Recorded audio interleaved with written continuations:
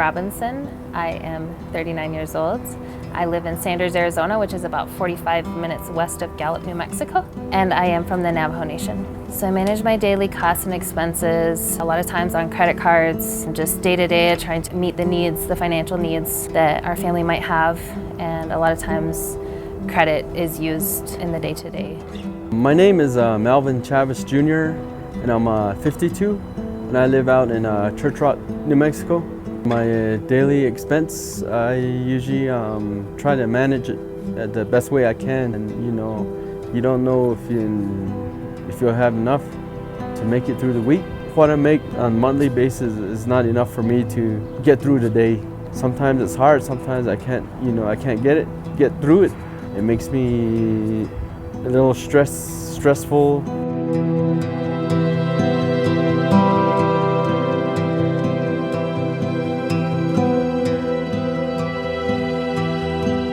Borrowing money has been always very stressful for me. It's difficult to go ask for more money or borrow money, not understanding, a lot of times what the repercussions are of borrowing more money. It's easy sometimes to get, and then, you don't quite understand, or you're just in a desperate situation that you end up in that position. I don't particularly like to borrow money if I don't have to. Accessing financing proves to be very difficult. We live on the Navajo Nation, and the home that we live in doesn't carry any collateral. The only collateral that sometimes that we do have is a car, those sorts of things. That makes it difficult when you don't have what a bank or a specific lender needs. When I think about borrowing money to cover my bills from a family member or from a loan company, it's kind of like shameful. It seems like they look at you like, you have a job, you have, your retirement. But then again, that most of that it goes to the bills. So it's kind of like hard to do, and it's scary. They always ask for so many documents, and they kind of like suck you in to get this loan. They say, yes, this is the interest that you're going to be paying, and that's how much it's going to be. It seems like I'm just paying just $15 every month.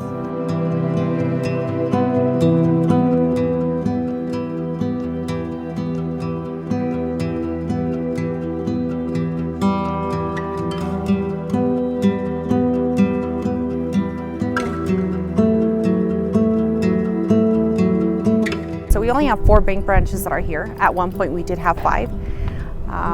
Last we counted, there were 52 predatory lenders that were here in the Gallup, New Mexico area.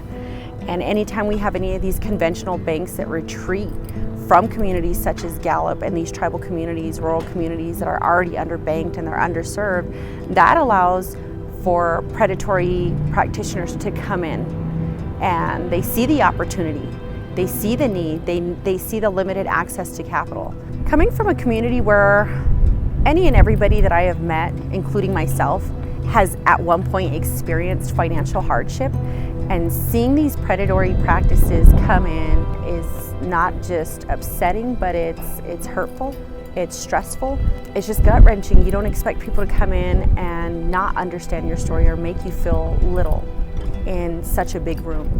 It makes you feel as if you don't have a voice, that you're not going to overcome that. You don't know where to go. You don't know what to do next. I've been in many of those situations personally myself, and to have an individual come to me and tell me that they cannot fill out an application, they cannot read the paperwork that was presented to them, that they don't understand what their interest rates are, they don't understand what their contract is telling them, and they feel stuck. It's upsetting and it's worrisome. It's scary knowing that there's not a lot of options out there, especially when you get in a bind. It's very difficult.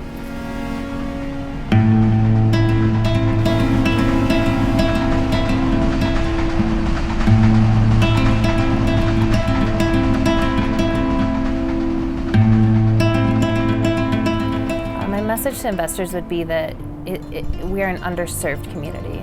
We desperately need more lenders. We need more lenders. We need more resources to help us move forward. And a lot of us, we have dreams and we have desires and different things that we want to grow our community. We want to grow to help our people. I think that banks and lenders need to understand that it's very difficult for folks that are living in a community where they cannot necessarily achieve permanent belonging.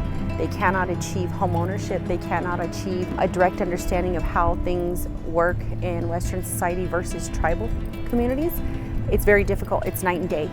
Equitable access to capital without having to stress about a credit score, without having to stress about a collateral, without having to stress about, is their interest rate going to be too high?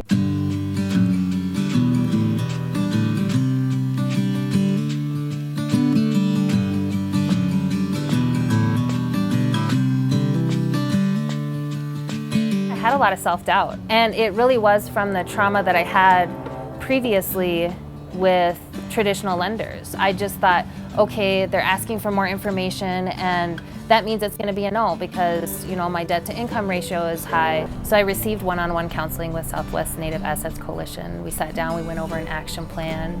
I went over my credit score. So when my loan application was approved, I was very excited. I felt a sense of relief. It was amazing to know that I could breathe a little bit easier and I could go to sleep at night knowing that our needs were going to be met and some debt was going to get paid off and paid down. I knew I could make with the income I was making to pay back that loan. It was just a huge relief, yeah.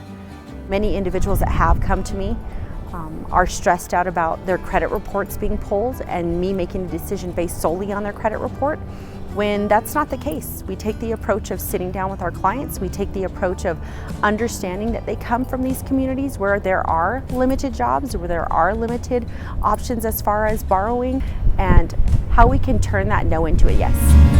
There should be more of these nonprofit organizations. It's really helpful. They're very friendly and, you know, they explain what's needed. There should be more of this that should be on the Navajo reservation, you know, that people can get help from and they can